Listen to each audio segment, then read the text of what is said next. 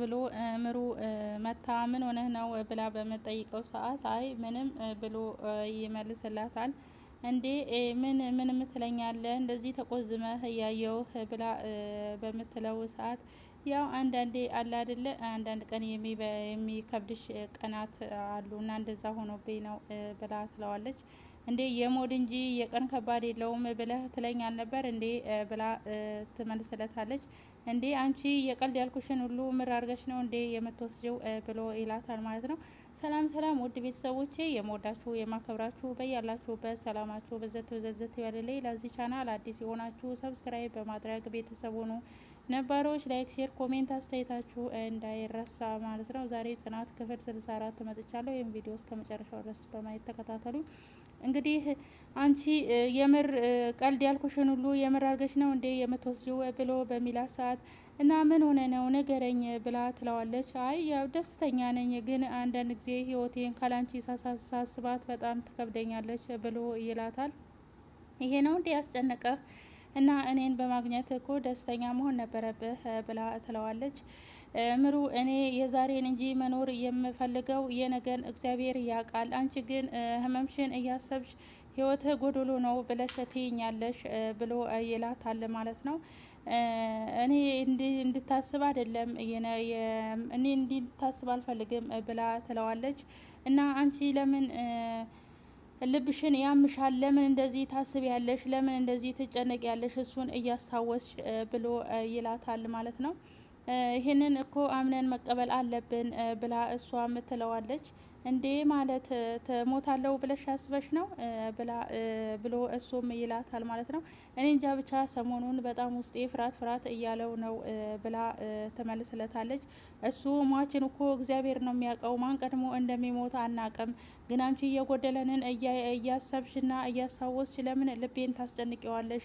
ያንቺ ህመም ያንቺ መኖር ለኔ ያስፈልገኛል ብሎ ይላታል። ከህመምሽ የበለጠ አንቺን ወርታች ዝቅ አርገሽ የማየትሽ ነው የሚያናድደኝና ልቤን የሚያስጨንቀኝ ብሎ ይላታል ማለት ነው። በቃ ናሆሜ እንደዚህ አንተም እንደዚህ አትሁን፣ እኔ ሁለተኛ እንደዚህ አላነሳብህም ብላ እሷም ትለውና ቅፍ አርጋ ትስማዋለች ማለት ነው። ክብሮምና ሰኒ እንግዲህ እዚህ ጋር ሰኒ ዶክመንቱን ወረቀቱን ወስዳበት ቤት አጽዳ ብላው ቤት እያጸዳ እያለ ከጨረሰ በኋላ እሷም ትመጣለች። ይኸው ጨርሻለሁ አሁን ዶክመንቴን ስጭኝ ብሎ ይላታል። 40 ደቂቃ እኔ ለምነኝ ብላ ትለዋለች። እባክሽን አንቺ ለምንድን ነው እንደ ህጻን ልጅ ስለ ዶክመንቴ የምትቀልጂው ብሎ ይላታል ማለት ነው። እኔ እኮ አንቺን ተቆጥቼ ወይም ተጭኜ መቀበል አቅቶኝ አይደለም፣ ግን ለአንቺን ለማከላከል ነው ብሎ ይላታል ማለት ነው። እንዴ ምን እያልከኝ ነው ብላ ትለዋለች። አሁን ተነሽና ዶክመንቴን ትሰኛለሽ ወይስ አትሰጭኝም? በጊዜ አትቀልጂ፣ ጊዜ እኮ ወርቅ ነው ብሎ ይላታል ማለት ነው። እና ከዲያ ለምን በዳይመንድ አትሸጠውም ብላ ትለዋለች። በተለይ ለወጣት ልጅ ጊዜ ወርቅ ነው፣ አትቀልጂ፣ ተነሽና ስጭኝ ብዬሻለሁ ብሎ ሲጮህባት እሷም ብድግ ብላ ተነስታ ወረቀቱን አንትታ ሰጠችው ማለት ነው። ለዚሁ ነው ይሄ ለዚሁ ትቢትሽ ነበር እንደዚህ የሆንሽው ብሎ ይላታል። እኔ ፈርቼ ሳይሆን ስትጮህ ጎረቤት ትረብሻለህ ብዬ ነው ብላ ትለዋለች ማለት ነው። በይሺ አሁን በቃ ብሎ ወረቀቱን ይህንን ለመያዝ ነበር ብሎ ወረቀቱን ተቀብሎ ጥሏት ይሄዳል ማለት ነው። ቅዱስ እና ኪራ እንግዲህ የሆነ ካፌ ቦታ ቁጭ ብለው ቅዱስ ኪራን አማችን ስታገኝ ረሳኸኝ አይደለ ብሎ ይለዋል። እንዴ ምን እያልከኝ ነው ያለኸው? እየቀለድክ መሆን አለበት ብሎ ኪራም ቅዱስን ይለዋል። ምን እቀልዳለሁ? ድሮም እኔ እንጂ ለሰው የምሆነው ሰው ለኔ አይሆነኝም ብሎ ይለዋል። እና መቼ ሊሄዱ ነው ብሎ የጽናትን አባት ይጠይቀዋል። ነገ እንሄዳለን ብለዋል ብሎ ኪራም ይመልስለታል። በቃ እሺ ጠዋት መጥቼ እሸኛቸዋለሁ ብሎ ቅዱስም ይለዋል። ከዛም እንግዳውስ ቡናው ሳይነሳ ቶሎ እንድትመጣ ብሎ ኪራም ይቀልድበታል። አይ ችግር የለውም ቡናውም ቢነሳ ረጉበቱ አይነሳም እያለ እየቀለደበት ከዛም ግን ቅዱስ ዛሬ ምን ሆነሃል? ትክክል አይደለህም ብሎ ኪራ ይጠይቀዋል። አረ ምንም አልሆንኩም ብሎ ቅዱስም ይመልስለታል። ጽናትና ሰኒና ምሩ እንግዲህ መንገድ ላይ እየሄዱ ስለ ክሩብ የተያንቺ እንደዚህ አትሳፈጪው፣ እንደዚህ አትቀልጂው፣ ሰራሁለት እያለች ሰኒ ስትል፣ ኧረ ተይ ይሄ ታጋሽ ሰው አንድ ቀን የተነሳለታ ጥሩ አይደለም፣ ትግስት አንድ ቀን ታግሶ ነግሬሻለሁ እያለች ታስፈራራታለች። እኔ ድሮም የሚሳፈጠኝን ሰው እሰራለታለሁ፣ ሰርቼለታለሁ፣ ምንም የሚያመጣው ነገር የለም ብላ ትላታለች ለምሩ። ምሩ ደግሞ እኔ ብቻ ያንቺ ፍቅር ይዞች ስታለቅሺ ማየት ናፈቀኝ ብላ ምሩ ጽናትን ሰኔን ትላታለች። እኔ ለፍቅር እንባም የለኝም፣ እንግዳውስ ብትይ እንኳን እንደዚህ ብትይ ፍቅር ይዞሽ ብላ እያለች ምሩም ትላታለች። ከዛም ሰራሁለት ሰርቼለታለሁ እያለች ሰኒ ስለ ክሮብ ትነግራታለች ማለት ነው። እንግዲህ አሁንም እዚህ ጋር ደግሞ ሰኒ ሶፋ ላይ እነ ኪራ ከቤት ሆና ትተኛለች። እሱ ክሮብም ይመጣና አንቺ እያለ ሰኒ ሰኒ ሰኒ ብሎ ሲቀሰቅሳት ምን ሆነ ነው አንተ ማን ከፍቶልህ ነው የገባኸው እያለች በእንቅልፍ ልቧ እንደ መሰለ ቢጤ እንዴ የት ነው ያለሽው? የት እንዳለሽ መጀመሪያ ብርግ በይና እዩ ብሎ ይላታል።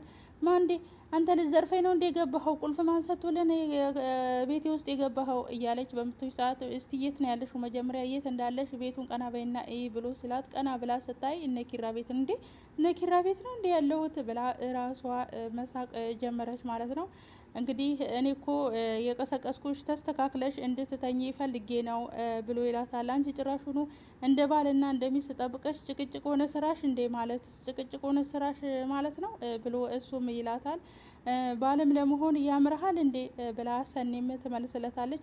እና ባል ለመሆን ምን ያንሰኛል ብሎ እያለ እየተጨቃጨቁ እያሉ እነ ኪራ እነ ጽናት እነ ምሩ ይመጣሉ ማለት ነው። ጽናትና ኪራ ስለ ባልና ስለ ሚስት ስታወሩ ሰማው ልበል ብለው ይላሉ።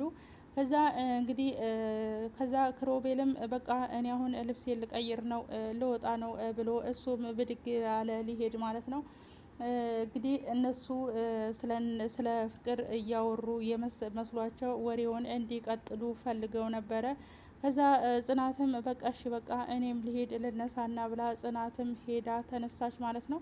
እንግዲህ ቅዱስ ያው የጽናትን አባት ለመሸኘት ትናንትና በተነጋገሩት ሰዓት እነሱም ይመጣሉ። ቅዱስም አይሄዱም እንዴ ሽማግሌው ብሎ ሲጠይቃቸው እኔ እንጃ እስካሁን ድረስ አልመጣም ብለው እነ ኪራና እነ ጽናት ይላሉ።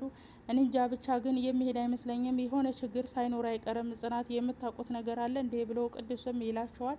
አረ ምንም ችግር ያለ አይመስለኝም፣ እዛ ለግቢውና ለከብቱ ስላሰበ ነው እንጂ ብላ ጽናትም ትላለች።